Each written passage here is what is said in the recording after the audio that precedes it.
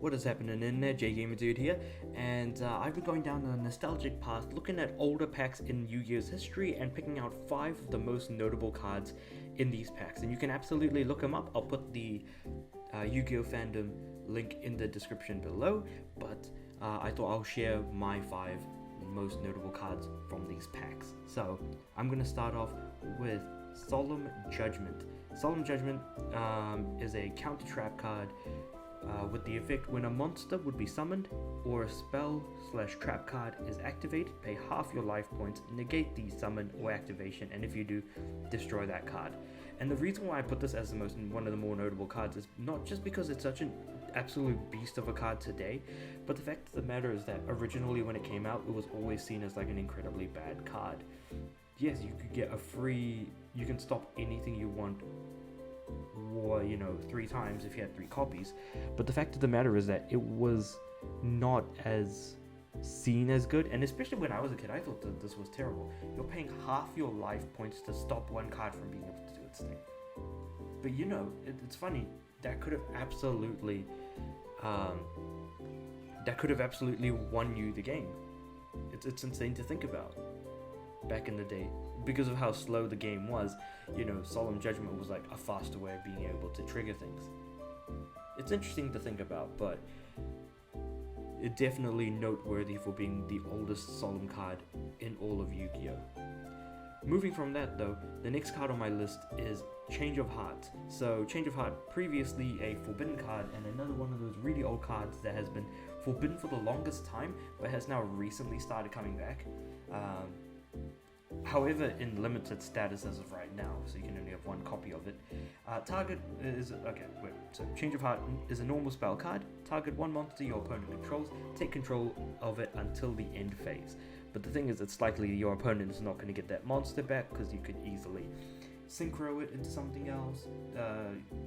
So synchro it off, link it off, or hell, just XE summon something, and that monster is pretty much gone burgers. Or tribute summon, which is kind of what you used to do back in the day, with use Change of Heart, get your opponent's monster, tribute your opponent's monster so they never get it back, and you have a stronger beat stick on the field.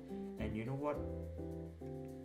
I'm definitely going to be talking about a very powerful beat stick that was hard to beat over a little bit later on in the video. So yeah, Change of Heart, very notable card. And definitely still very much iconic, so just as much as Pot of Greed, Solemn Judgement, Change of Heart, also a very iconic card in Yu-Gi-Oh's history. It really does make me wonder how there's so many iconic cards in these early packs. It's insane to think about, because when you think of iconic, you only think of a handful of things within a singular space, but when you're actually in the community, it makes you realize, wow, the word iconic was certainly spread out a lot more across different cards.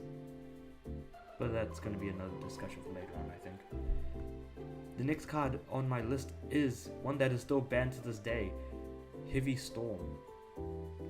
Heavy Storm is a normal spell card that has the effect, destroy all spell and trap cards on the field. It's so easy to prop your own effects by using something like Heavy Storm. If, say, for instance, if it was back row that needed to be popped in order for those effects to be made. But then there was always risks associated with setting cards sometimes and all that sort of thing. So yeah, Heavy Storm. Destroy all cards on the field. That literally, like, all spell and trap cards on the field. So destroy all back row cards. Nothing special there. There's nothing to really explain. I do enjoy the fact that it's actually like Heavy Storm is seen as a massive tornado, and that it's like some dude, a cow, I think that's a cow, and then like another dude just like on the far end, and it looks like the entire earth is being torn apart, because you can see the roots of the tree on the left side and a bunch of rocks as well. It's like they really tried to emphasize the storm, but also the card artwork looks absolutely incredible. It looks like something you'd see in the manga. As if to say there was an actual storm. That's some damn good art. Art used to be so damn specific. Like, it used to really emphasize. There was a lot of effort put into the art. I can't say it's the same now, but then again, like I would have to go back and actually, judge cards by the way they looked. Anyway, moving on to just as iconic cards in all of Yu-Gi-Oh! I have Mirror Force. So, Mirror Force is a normal trap card with the effect that when an opponent monster declares an attack, destroy all your opponent's attack position monsters. An iconic card, a card that people have had to play around for the longest time. When people watch the anime or read the Yu-Gi-Oh! Duelist manga, everyone should know about Mirror Force. It could win you the game on its own back in the day. Now it's not as useful, but my god, the impact that this card had was insurmountable at the time.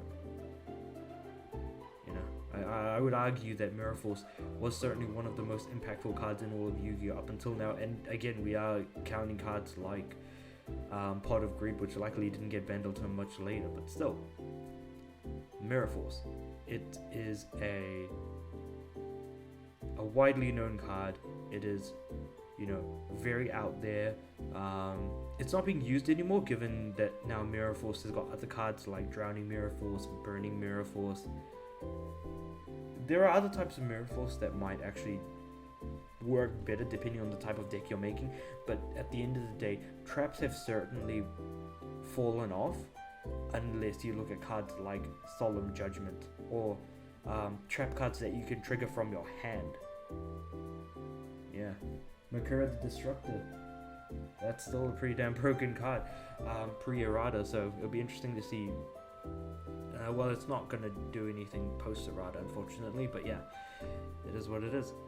And finally, the fifth card, the fifth most, this isn't in any particular order, but certainly is just as, I think, it was impactful back in the day, it is impactful now, but it's worth a mention. Summon Skull.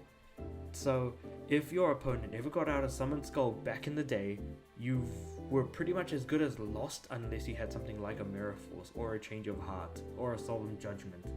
These are the types of cards you needed in order to fight against the Summon Skull, because Summon Skull, as we all know, is a level 6 normal Dark Fiend type monster, with vanilla card text saying, a fiend with dark powers for confusing the enemy. Among the fiend type monsters, this monster boasts considerable force. And that's very, very true, because it is the strongest level 6 monster at the time. A single tribute could get you a 2500 attack power beat stick, which is stronger than most monsters, and the only way to out-summon Skull through battle is through a card like Blue Eyes White Dragon or Tri-Horn Dragon, but both of those were 7-star monsters, so you needed 2 tributes for those ones. Sitting at 3000 and 2750 attack power each. So the only other way to out-summon Skull was through, again, spell cards like Fissure, and then of course, the aforementioned Mirror Force, Change of Heart, or Solemn Judgement, depending on how you want to get rid of your opponent's monsters. It was an interesting time to have like a very smaller group of cards, but also it was very easy to see what cards people lean towards, sure enough. Yeah, again, this pack, Metal Raiders had 144 different cards that you could get, and obviously no reprints because this was the second pack ever released. And still, I think to this day, probably has the most amount of different types of cards you can get in a single pack. But yeah. So those were my 5 most impactful or notable cards. I should stop saying impactful, I should be saying notable. 5 most notable cards in Metal Raiders. I'm sure there's a lot more in terms of effects like Legul and Flower Pot, which have the effect that they can attack your opponent directly, even if your opponent has monsters on the field. Granted, they only have about 250 if not 300 attacks, so there are a lot of different things that were introduced throughout all of Yu-Gi-Oh! So it'll be interesting to kind of go through and talk about those, but these were the 5 that I thought were the most notable from Metal Raiders from my perspective. Let me know what you guys think in the comments below. Until next time, peace.